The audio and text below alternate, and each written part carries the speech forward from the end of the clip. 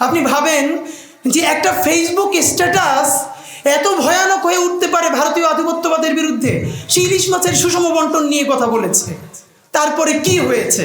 আমরা আজকে এটাই শুধু বলতে চাই, আমরা আবরার ফাহাদকে এই জন্য সেলিব্রেট করব না শুধু যে আবরার ফাহাদ শহীদ হয়ে আমাদেরকে নতুন বাংলাদেশ দেখিয়েছে, বরং আমরা স্পষ্ট দেখতে পাচ্ছি বাংলাদেশের সামনে আগ্রাসন এবং আধিপত্যবাদ আরও শতগুণ, হাজারো গুণ, লক্ষ গুণ শক্তি নিয়ে আবারও ধাবিত হচ্ছে।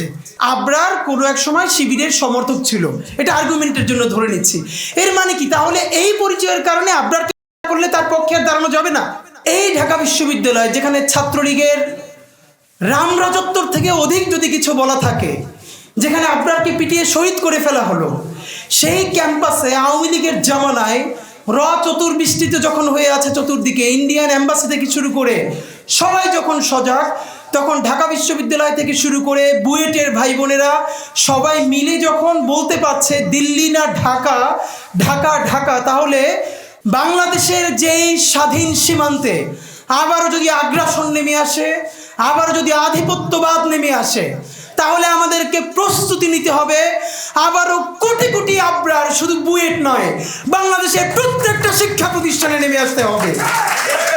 আমাদের পরবর্তী প্রস্তুতি স্বাধীন সীমান্ত তৈরি করা, সার্বভৌম বাংলাদেশ প্রতিষ্ঠা করা। আর সেই স্বাধীন সার্বভৌম বাংলাদেশ প্রতিষ্ঠার জন্য আমাদের লক্ষ কোটি আবরার লাগবে। এই আবরাররা শুধু কোনো দলের হবে না, সারা বাংলাদেশের হবে। আমার মনে আছে যে গত বছর এই দিনে আমরা ইনকিলাব মঞ্চ থেকে কুষ্টিয়ার কুমারখালীতে শহীদ আবরার ফাহাদের কবর জিয়ারত করতে গিয়েছিলাম, কারণ আমরা মনে করছিলাম এই যে আজকের 24 হতে পারলো, এবং ঠিক যেই চিন্তা থেকে অনুপ্রাণিত হয়ে বাংলাদেশের অ্যাপলিটিক্যাল জেনজি সব থেকে বেশি পলিটিক্যাল হয়ে উঠল, তার যদি 3টা অনুঘটক থাকে, তার প্রধানতম অনুঘটক হচ্ছে শহীদ আবরার। এবং সুতরাং এই 24 পরবর্তী নতুন বাংলাদেশে আমরা যদি জাতিগতভাবে কয়েকটা ফিগারকে সেলিব্রেট করি আধিপত্যবাদের বিরুদ্ধে, আগ্রাসনের বিরুদ্ধে, আমাদেরকে বারবার শহীদ আবরারের কাছে যেতে হবে। তা আমরা গত বছর কবর জিয়ারত করেছিলাম, এবং আমার খুব কিছু ব্যাপার আছে না যে আপনি ওখানে না গেলে আসলে অনুভূতি তৈরি হবে না। আমরা গত বছর যখন গেছি তখন গিয়ে দেখি যে শহীদ আবরারের দাদা যান, তিনি বেঁচে আছেন, এবং আমরা ঢাকা থেকে এসেছি কবর জিয়ারত করার কথা শুনে, এত বয়োবৃদ্ধ, উনি তো হাঁটতে পারেন না, তবুও তিনি একটা জামা কাঁধে টেনে তারপরে কবর পর্যন্ত আসলেন। আমরা সবাই মিলে যখন কবর জিয়ারত করছিলাম, আমরা সবাই মিলে কান্নাকাটি করছিলাম, সেই সময়টা মনে পড়ে। এই চিন্তাটা করে আমরা এত বারবার অসুস্থ হয়েছি যে বুয়েট থেকে শাহবাগ থানা কয় মিনিট, রাজধানীর প্রাণ কেন্দ্রে। এ কথাটা বলে ফেলি যে আমরা কবর জিয়ারত করে তারপরে আবরারদের বাসায় গিয়েছিলাম। তো আন্টি অনেক কথা বলতে বলতে একটা মানুষের মধ্যে কি পরিমাণ ট্রমা হলে আমরা বলছিলাম যে আন্টি, আমরা এটাকে জাতীয় আগ্রাসন বিরোধী দিবস হিসেবে ঘোষণা করেছি, আপনিও কিছু বলেন।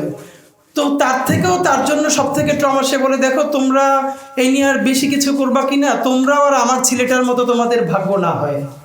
ওনার নিজের সন্তান হারানোর পর তখন উনি বলতেছেন যে একটা মানুষকে কেউ গুলি করে মেরে ফেলে, এটা একটা অবস্থা, 1 মিনিটের মধ্যে সে মরে যায়, 2 মিনিটের মধ্যে মরে যায়, সারা রাত ধরে পিটিয়ে পিটিয়ে, খুঁচিয়ে খুঁচিয়ে, এবং সেটা কোথায়, কোনো অজপাড়া গ্রামে না, পুরো রাজধানীর বুকের মধ্যে, যেখানে আইন শৃঙ্খলা বাহিনী পৌঁছতে 1 মিনিট লাগে, সারা রাত ধরে তাকে পিটিয়ে করা গেল। এটা যখন কোনো মা, কোনো বাবা, তার পরিবার মনে করে, তাদের জীবন তো আর স্বাভাবিক হওয়া কোনোভাবেই সম্ভব না। তা আমি নিজেকে অসম্ভব সম্মানিত এই অর্থে বোধ করেছি যে শহীদ আবরার ফায়াদের পরের দিন যখন ঢাকা বিশ্ববিদ্যালয়ে যেদিন গায়েবানা জানাজা হলো, তখন ঢাকা বিশ্ববিদ্যালয়ের ছুটি চলছিল একটা। তো গায়েবানা জানাজার পরে আমাদের সকল ভাইয়ের, আমার মনে আছে যে সেই গায়েবানা জানাজা তো আমাদের আক্তার পড়িয়েছিল, আক্তার আজকে আসবার কথা, নূর ভাই ওনারা ছিলেন।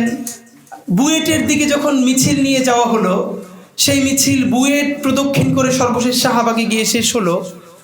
আমার মনে আছে এই কথাটা আমি সেদিন সবচেয়ে এখন উনি একজন বাংলাদেশের ডিস্ট্রিক্ট জাজ, উনিও বাংলাদেশপন্থী লেখালেখি অ্যাক্টিভিজম করবার কারণে অনেক সাফার করেছে।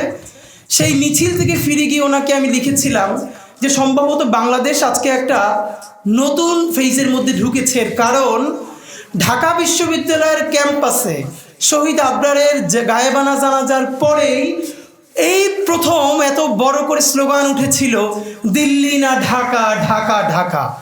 এবং আমি খুব অবাক হচ্ছিলাম যে এই ঢাকা বিশ্ববিদ্যালয়, যেখানে ছাত্রলীগের রামরাজত্বর থেকে অধিক যদি কিছু বলা থাকে, যেখানে আবরারকে পিটিয়ে শহীদ করে ফেলা হলো, সেই ক্যাম্পাসে আওয়ামী লীগের জামানায় চতুর্বৃষ্টিতে যখন হয়ে আছে চতুর্দিকে, ইন্ডিয়ান এম্বাসি থেকে শুরু করে সবাই যখন সজাগ, তখন ঢাকা বিশ্ববিদ্যালয় থেকে শুরু করে বুয়েটের ভাই বোনেরা সবাই মিলে যখন বলতে পারছে দিল্লি না ঢাকা, ঢাকা ঢাকা, তাহলে সম্ভবত এই ফেরাউসিনার রাজত্ব শত বছর ধরে টিকে থাকবে না ইনশাআল্লাহ।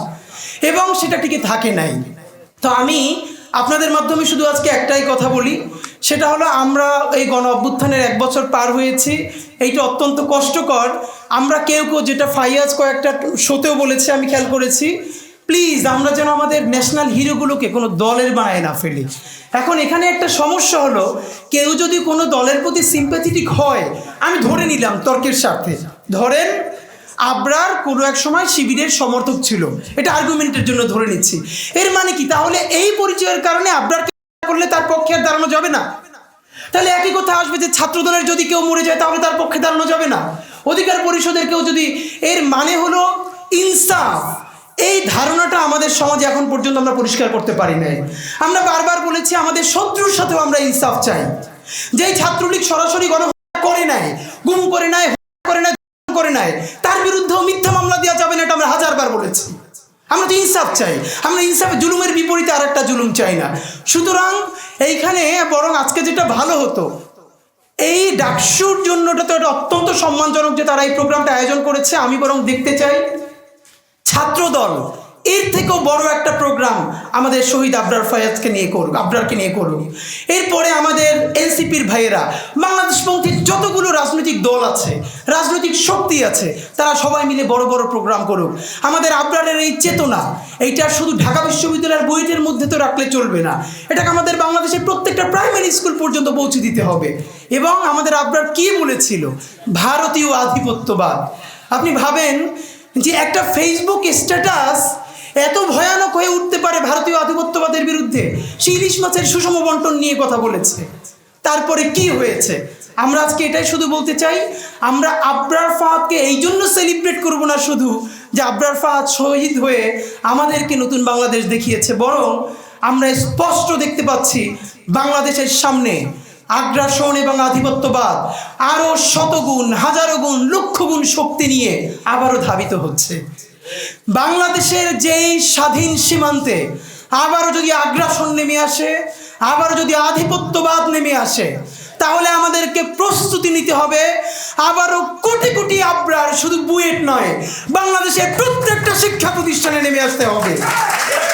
আমাদের পরবর্তী প্রস্তুতি স্বাধীন সীমান্ত তৈরি করা, সার্বভৌম বাংলাদেশ প্রতিষ্ঠা করা। আর সেই স্বাধীন সার্বভৌম বাংলাদেশ প্রতিষ্ঠার জন্য আমাদের লক্ষ কোটি আবরার লাগবে। এই আবরাররা শুধু কোনো দলের হবে না, সারা বাংলাদেশের হবে। মাহমুদ ভাইকে আমি বিশেষ করে ধন্যবাদ জানাই। উনি বাংলাদেশে ফেরত এসে 5 দিন জেলে ছিলেন, এরপরে 7 দফা দিয়েছিলেন জাতীয় প্রেস ক্লাবে। এর মধ্যে একটা ছিল বঙ্গবন্ধু এভিনিউকে শহীদ আবরার ফাহাদ এভিনিউ ঘোষণা করতে হবে। আমি সরকারকে অত্যন্ত একটা জায়গায় আমি তাদেরকে অভিনন্দন জানাচ্ছি, এবং তারা এটাকে অ্যাকনলেজ করেছেন, এবং রাষ্ট্রীয়ভাবে বঙ্গবন্ধু এভিনিউয়ের বর্তমান নাম শহীদ আবরার ফাহাদ এভিনিউ।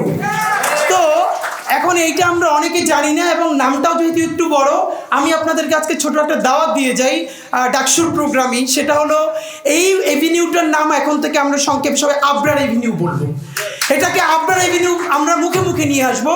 আজকে বিকেল 4টায় ইনকিলাব মঞ্চ আবরার এভিনিউতে, যেখানে পতিত আওয়ামী লীগের কার্যালয় রয়েছে, সেই কার্যালয়ের সামনে দাঁড়িয়ে শহীদ আবরারের জন্য মুক্তির মোনাজাত করবে ইনশাআল্লাহ। তো আমি আপনাদেরকে সবাইকে দাওয়াত দিচ্ছি। আমরা আজকে আবরার এভিনিউতেই গেলাম, কারণ এই নামটা সবাই এখন পর্যন্ত জানতে পারছে না। আপনারা যাদের সুযোগ আছে, বিকেল 4টায় শহীদ আবরার এভিনিউতে পতিত আওয়ামী লীগ কার্যালয়ের সামনে আমরা দাঁড়াবো এবং আমরা বাংলাদেশের মুক্তির জন্য, আমাদের আপনারের জন্য, স্বাধীন সার্বভৌম বাংলাদেশের জন্য দোয়া করব। সবাই আসবেন এবং ডাকসুকে, বিশেষ করে সাদেক কেএম থেকে শুরু করে সবাইকে অনেক শুকরিয়া আধিপত্যবাদ বিরোধী বাংলাদেশের এই সূচনায় অংশীদার হওয়ার জন্য। বাংলাদেশ জিন্দাবাদ, ইনকিলাব জিন্দাবাদ।